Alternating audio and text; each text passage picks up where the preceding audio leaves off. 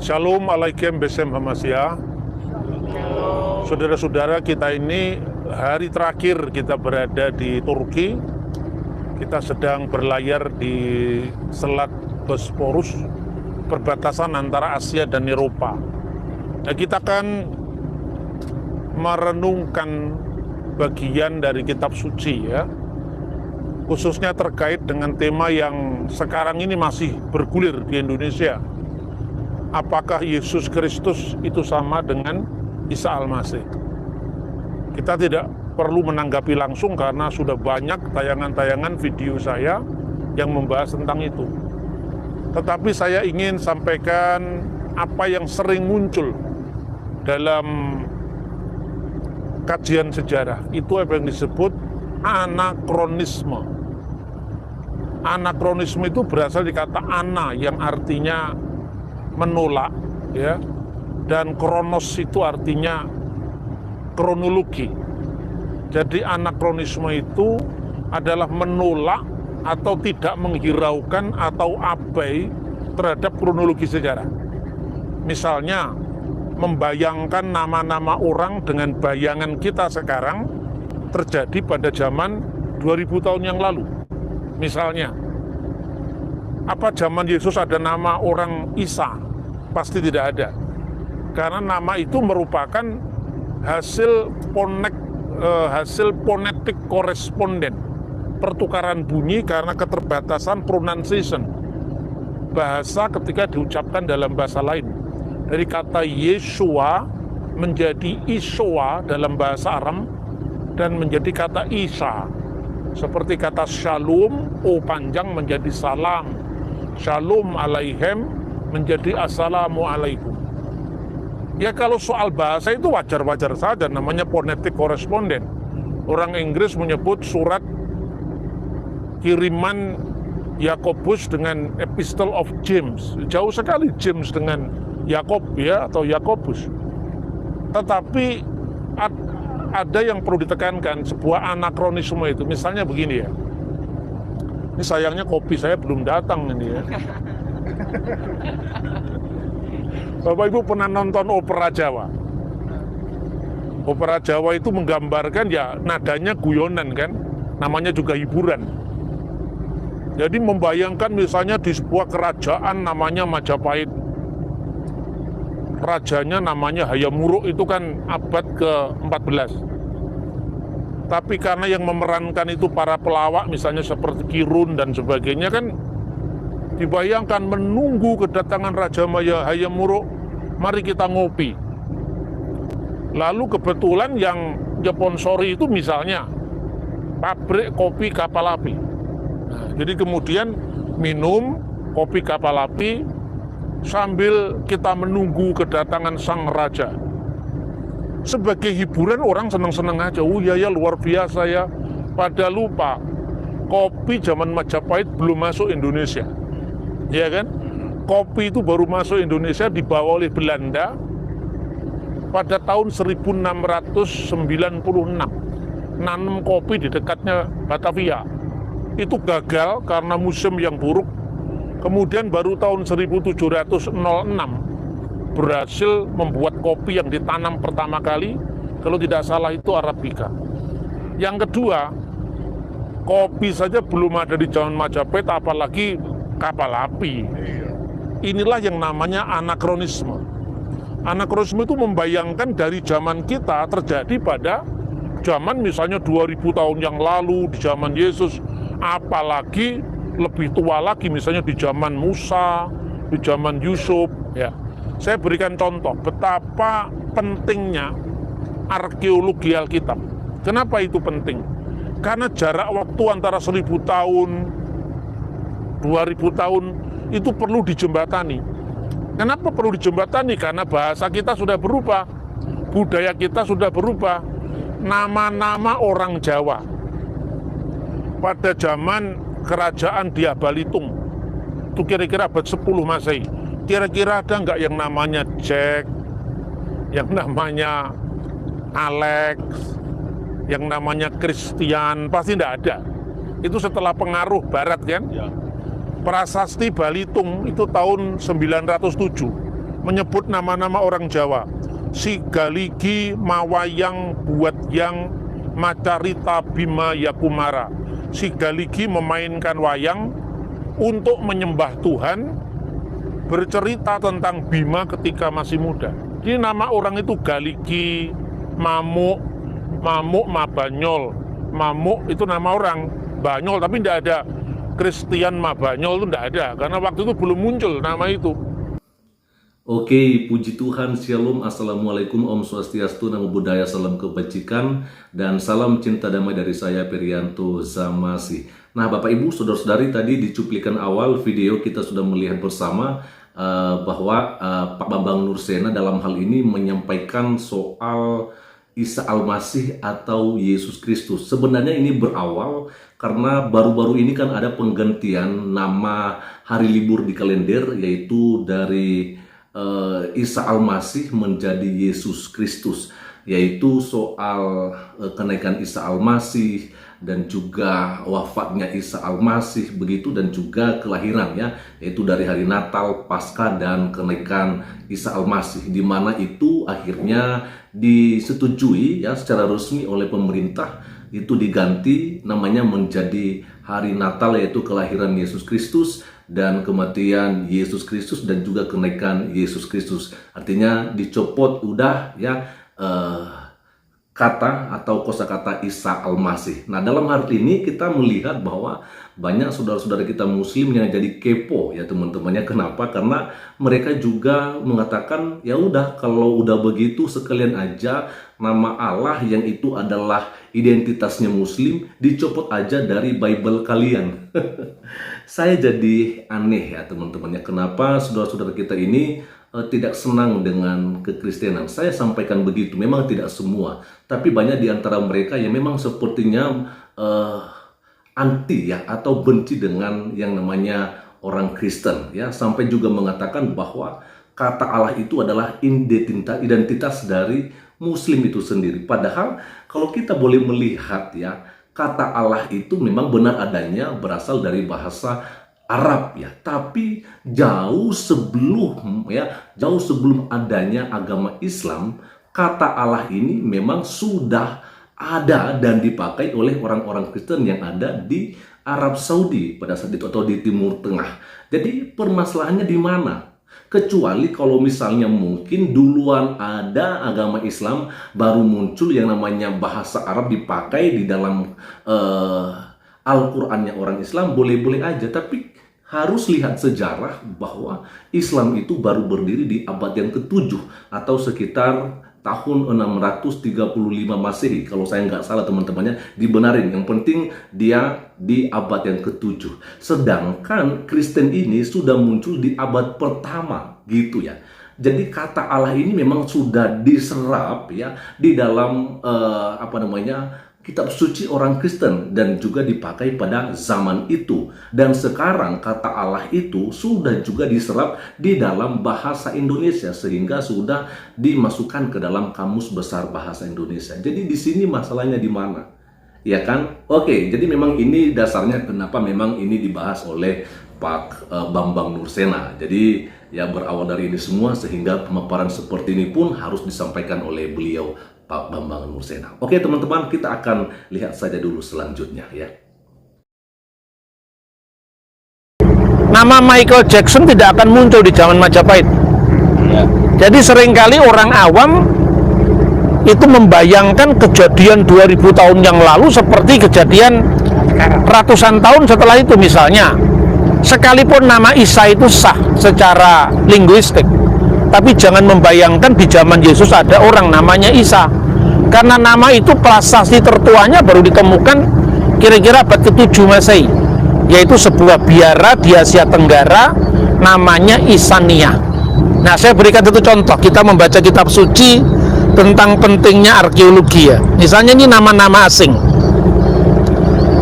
Di dalam Kejadian 41 ayat 45. Lalu Fir'aun menamai Yusuf Sabnat Pa'aneah serta memberikan Asnat anak Potifera imam Dion kepadanya menjadi istrinya. Ini nama-nama ini bukan nama Yahudi. bukan nama bahasa Ibrani, tapi nama-nama Mesir. Ya. Jadi dulu ketika sebelum ditemukan arkeologi Mesir itu kira-kira baru tahun 1795 ditemukan yang namanya Rosetta Stone, batu Rosetta. Baru dibaca huruf-huruf hieroglif ribuan tahun yang lalu itu baru kita menemukan nama-nama ini. Bahkan seorang rabi Yahudi di abad pertengahan namanya Rabi Rasi, dia native speaker bahasa Ibrani, dia orang Yahudi, tidak bisa menjawab Pak Aneah itu nama apa. Lalu dia mengatakan VN Pak Aneah Demion Demikra. Tidak ada nama Pak Aneah itu yang paralel dengan kitab suci, karena itu nama Mesir kuno, nama hieroglif hurufnya ya, bukan nama Ibrani. Jadi orang tidak ada yang tahu nama itu artinya apa. Setelah ditemukannya batu Rosetta, baru orang bisa melacak. Oh, ternyata itu nama-nama Mesir semua. Misalnya Safnat Paneah, Pak Aneah itu artinya apa? Kepada dia yang dipanggil hidup. Jadi ketika Yusuf itu diangkat punya kuasa atas orang Mesir, hidup Yusuf gitu. Nah, kata ah itu terjaga juga di dalam sebuah sebuah nama ya, nama Mesir kuno yang namanya Akhenaton. Ak di sini artinya hidup, Aton di situ artinya Tuhan, Tuhan yang hidup. Nah, nama lain biasanya Potifera, itu juga nama Mesir. Ra itu dewa matahari. Potifera dalam nama Mesir kuno itu artinya anugerah dewa matahari. Itu nama Ra, makanya ada Ramses. Dari kata Ra itu matahari, Mis itu anak. Nah, contoh yang lain, Asnat. Asnat itu ternyata asalnya dari bahasa Mesir kuno, pemberian Nait. Nait itu dewi kecantikan. Itu mirip kalau orang Jawa menambahkan anaknya Laksmi karena istrinya Dewa Wisnu, padahal dia sudah jadi Kristen. Itu dibaptis misalnya Maria Magdalena Laksmi, artinya mengalami demitologisasi, warna legendanya dihapuskan, kemudian diberi makna baru. Lalu Asnat itu istrinya Yusuf. Jadi sekarang Anda tahu bahwa tidak mungkin Yusuf punya istri misalnya namanya Juleha, karena Juleha itu bukan nama Mesir, waktu itu mungkin belum muncul. Nah, kemudian Imam Kohen On, kota On, kata On itu yang kemudian diterjemahkan menjadi bahasa Yunani Heliopolis. On itu juga matahari, maka ada nama Heliopolis. Jadi kalau kita amati, Alkitab itu bukan sekedar klaim wahyu yang turun dari langit, tapi memiliki jejak sejarah yang bisa dibuktikan, diverifikasi secara historis. Nah, kira-kira itu. Makanya jangan membayangkan kopi sudah ada di zaman kerajaan Sriwijaya. Sekalipun nikmatnya kopi Turki itu sudah terbukti. Bukan sekedar katanya, tapi faktanya. Mari kita nyatakan dengan secangkir kopi. Ya, enak sekali, tapi sayang terlalu manis. Nah, silakan teman-teman kalau ada pertanyaan ya, mumpung kita berada di tempat yang saya kira punya nilai historis. Ada? Saya, Pak. Silakan Pak Jenderal.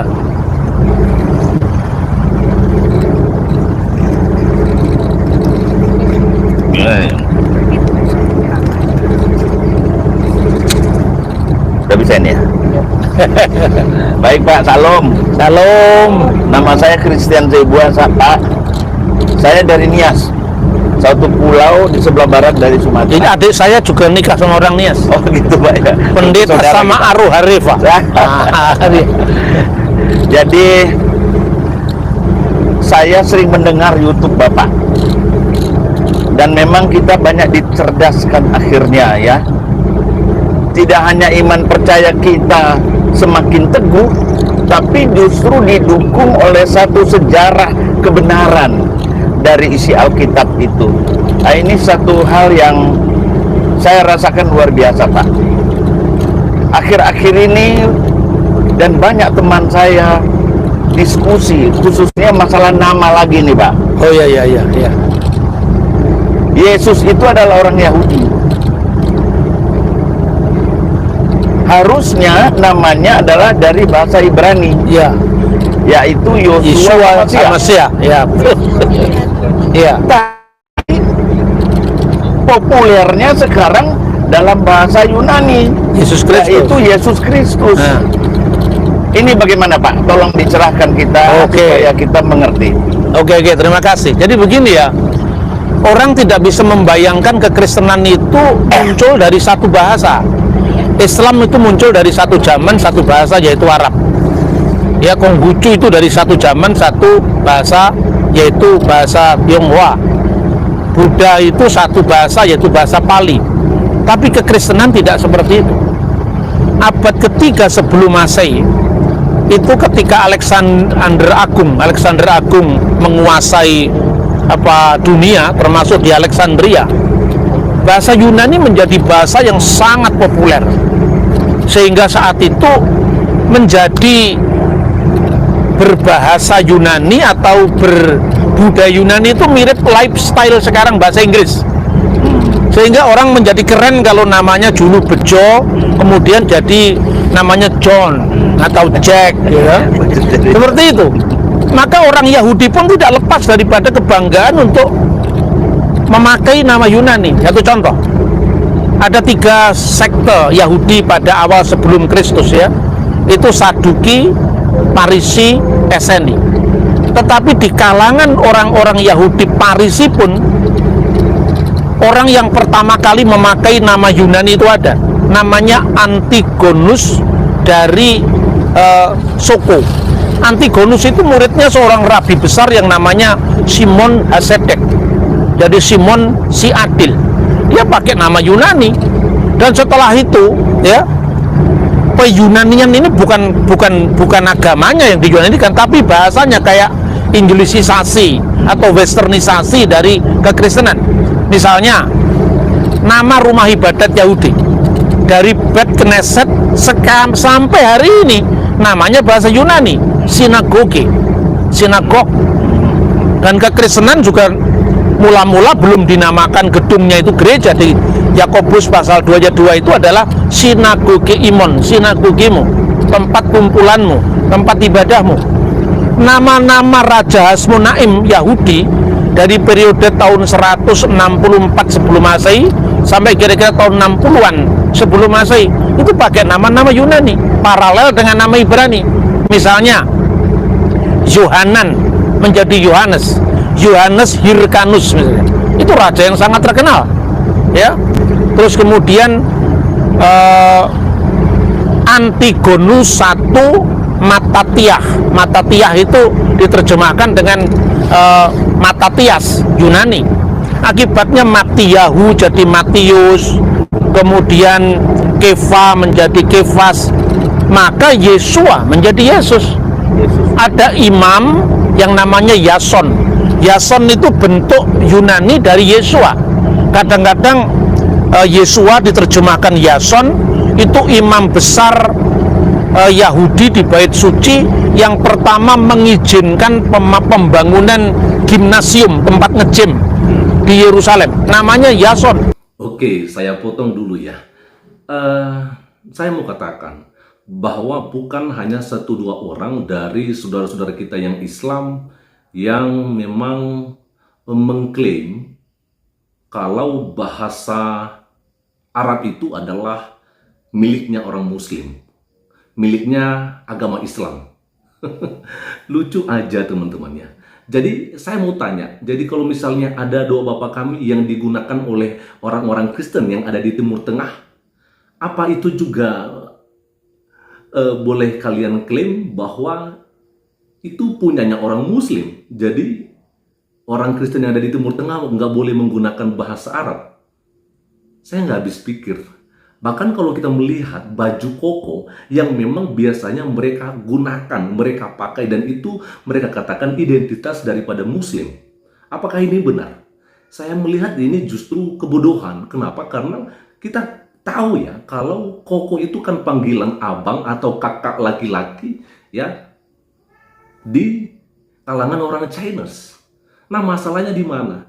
Justru ini malah sebuah hal yang jadi aneh aja kalau misalnya mereka mengklaim seperti itu. Jadi udahlah ya, kita harus bisa memilah-milah mana yang untuk agama, yang mana juga untuk budaya, dan mana yang memang harus sesuai dengan sejarah dari awalnya gitu. Jadi kita jangan suka mengklaim ya.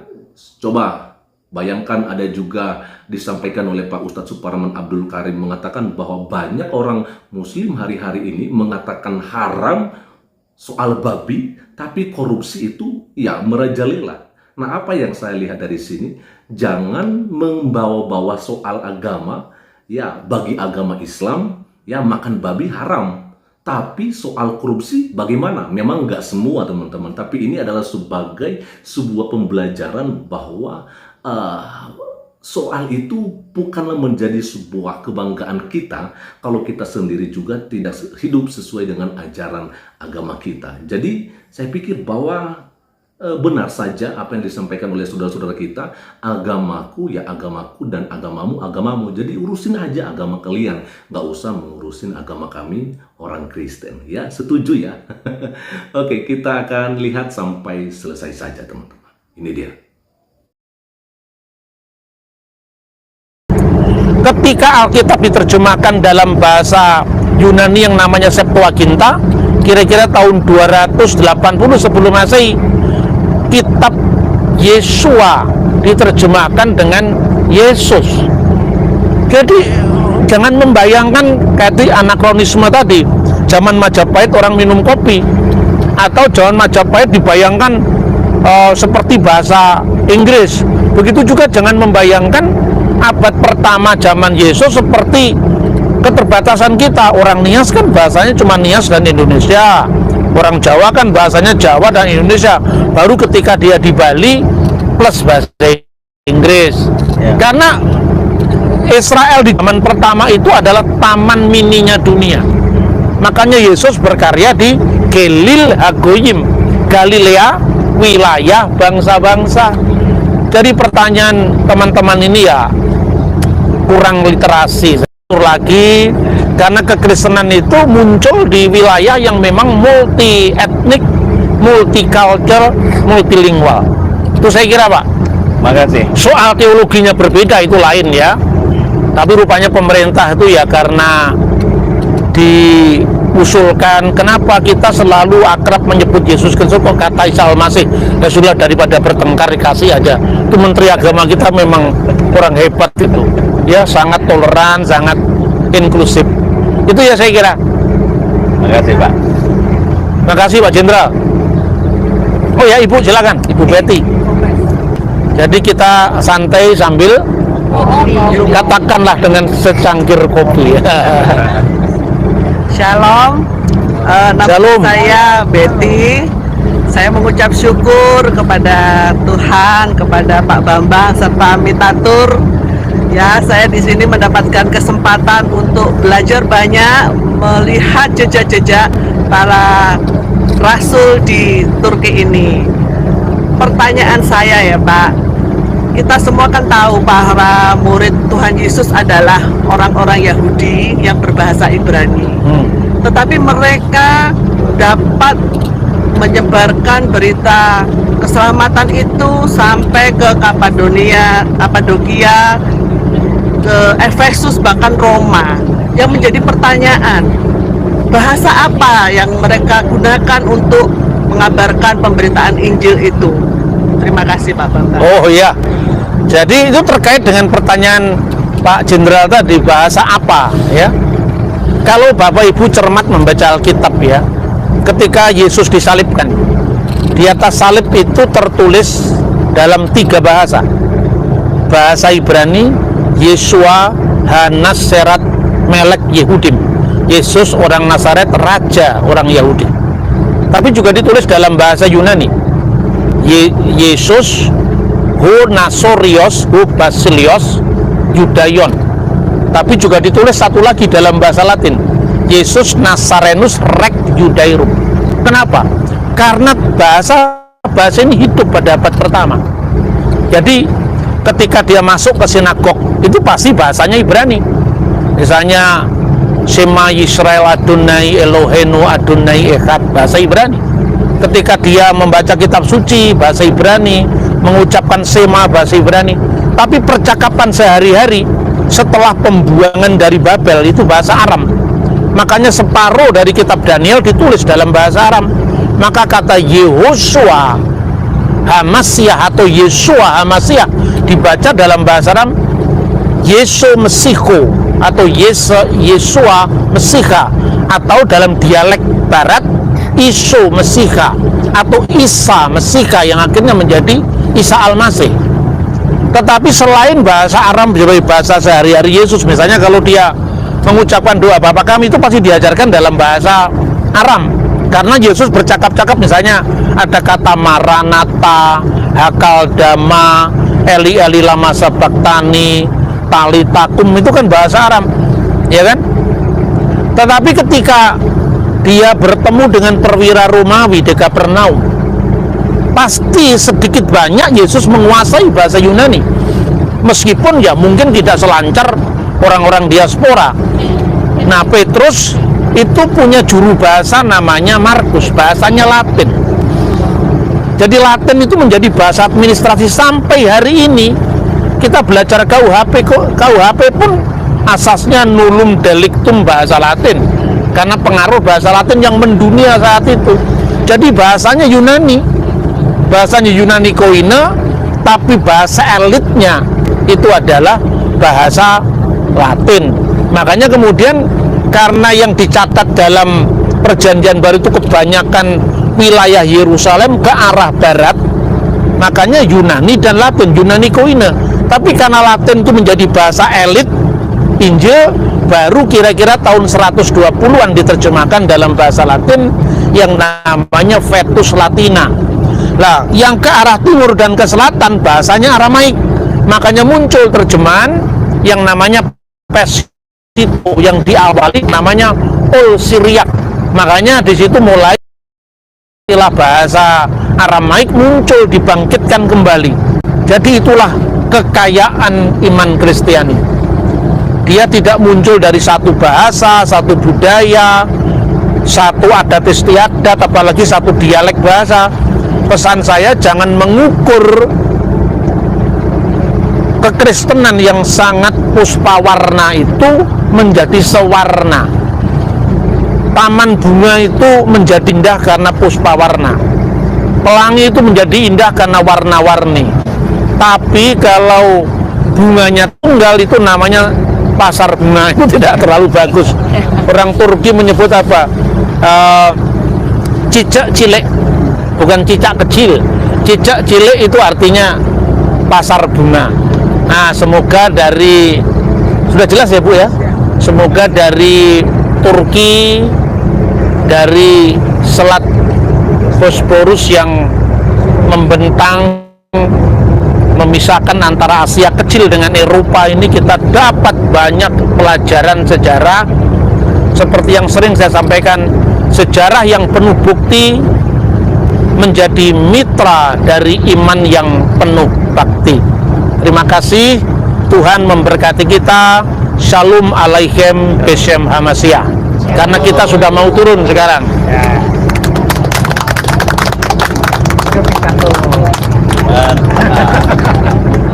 Oke, dan sekian dulu yang bisa saya bagikan kepada kita semua pada kesempatan malam hari ini, teman-teman. Semoga saja apa yang disampaikan oleh Pak Bambang Nursena lewat video yang saya tampilkan kepada kita pada saat malam hari ini membuat kita boleh mengerti semua. Dan ini terkhusus untuk saudara-saudara kita yang muslim, dan paling terkhusus untuk ustadz-ustadz yang mualaf, apalagi seorang Kainama, ya, dan juga untuk seorang Yahya Waluni, ya, dan juga untuk seorang Ustadz Samsul Nababan, ya, Felixio, ya, dan juga tidak terlupakan dengan seorang kawan saya yaitu Yusuf PI atau Muhammad Yusuf. Katanya sih Ustadz, cuma saya nggak ngerti apa memang dia seorang Ustadz atau bagaimana. Juga untuk seorang Donditan dan teman-temannya, apalagi Suma, ya kan, yang begitu viral luar biasa ya. Oke, saya pikir belajarlah dari apa yang disampaikan oleh Pak Bambang Nursena ini agar kalian boleh menikmati ya bagaimana sejarah yang betul-betul ya. Saya pikir bahwa Pak Bambang Nursena ini adalah seorang pakar ya atau ahli sejarah, karena dia bukan hanya mengenal soal agama Kristen saja, tapi memang dia juga fasih dalam berbahasa Arab dan juga bagaimana sejarah-sejarah soal Timur Tengah. Saya pikir kita semua ayo mari belajar dengan Pak Bambang Nursena. Saya tahu di channel ini pun banyak yang mengikuti video-video yang saya bagikan, seperti Rosid aja kalau saya nggak salah namanya ya, selalu dia mengatakan bahwa Pak Bambang Nursena itu sih bukan siapa-siapa ya, bahkan bagi dia Pak Bambang Nursena itu tidaklah mengerti apa-apa dan sebagainya. Bagi saya itu maklum aja ya. Jadi kita tentunya banyak mempunyai yang namanya perbedaan pendapat, dan itu adalah hak kita masing-masing. Oke, sekian saja untuk malam hari ini, dan Tuhan Yesus memberkati kita semua. Shalom, Assalamualaikum, Om Swastiastu, Namo Buddhaya, salam kebajikan, dan salam cinta damai dari saya, Perianto Zamasi.